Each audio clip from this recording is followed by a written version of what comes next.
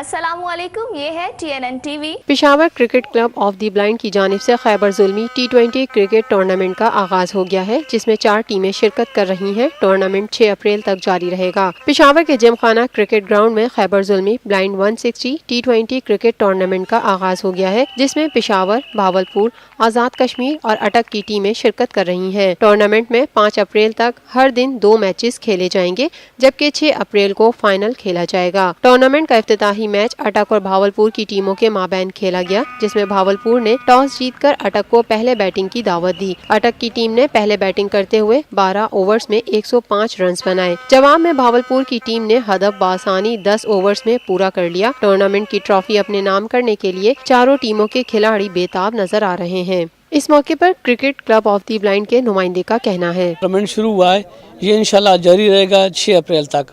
اس کا نام ہے Khyber Zalmi T20 cricket trophy for the blind, اور یہ ڈسٹرکٹ گورنمنٹ کے تعاون سے ہم اس کو آرگنائز کر رہے ہیں۔